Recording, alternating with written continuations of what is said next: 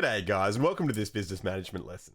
In today's lesson we're looking at key knowledge point 111. That is unit 1, area of study 1 and the first key knowledge point for this area of study. Today specifically we're looking at the concept of entrepreneurship. And the easiest way to get your head around this is to begin looking at some examples of entrepreneurs. Pierre Omidyar is a guy who worked as a software engineer in the mid-1990s. At that time, he was very much bouncing from job to job, working on different projects, and often being required to move house to work with different businesses or in different roles. As a result, he'd accumulated a lot of stuff, and at some point he decided that he wanted to get rid of some of it. He didn't really have time to set up a garage sale or necessarily the space to do it, and being a web dev, being a software engineer, he decided to build an auction website that he named Auction Web to try and sell some of his stuff.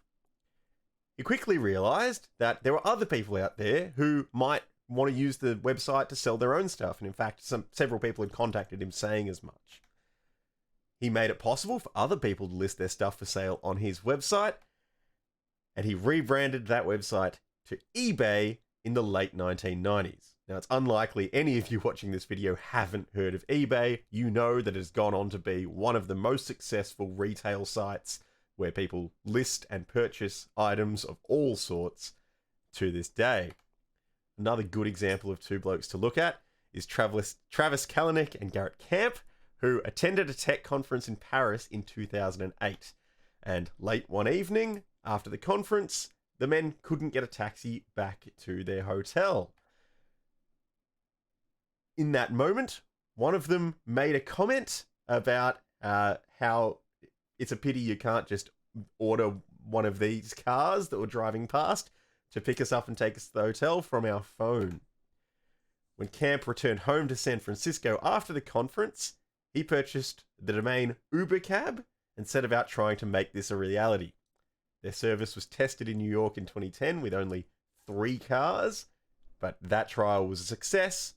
And by July 2015, Uber, as they rebranded to, was worth $51 billion. Now, an entrepreneur is anyone who starts a business or starts a business activity. These blokes we've just talked about are examples of people who took an idea and invested time and effort and money and made it a reality, made it a business. Entrepreneurship is that process. It's the process of taking an idea for a business, taking on the risks, making a plan, implementing plans to achieve your goals, to make that idea a practical reality. Most commonly, we can see entrepreneurship when businesses are created, like eBay or Uber. However, it's important to understand that entrepreneurship is also applied when someone in an existing business will take on the process of growing something new. So they might be opening a new department in that business, perhaps introducing a completely new product to the world. Some revolution, some transformation in that business is also an example of entrepreneurship in action. Now, at its core, a business idea describes a gap in the market.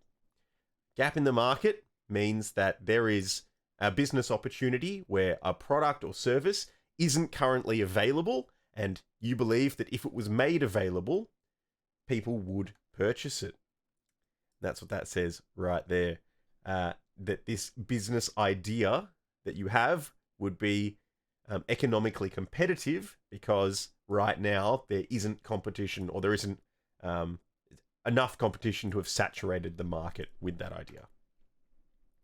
It might be that competitors don't exist, or you're introducing something that's different enough from the existing competitors to stand out.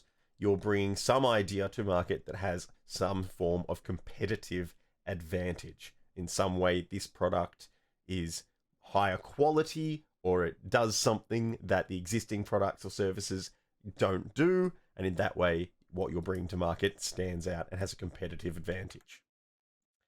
And certainly, as economic forces change, as populations in a certain area get older, or as populations grow, or as people become more or less wealthy in a certain area, the customer needs will change, as technology develops on the global stage, the introduction of the internet in the first case, the invention of Wi-Fi, new and emerging VR technologies have all had impacts on business opportunities around the world. And being able to see those opportunities when they crop up is part of entrepreneurship.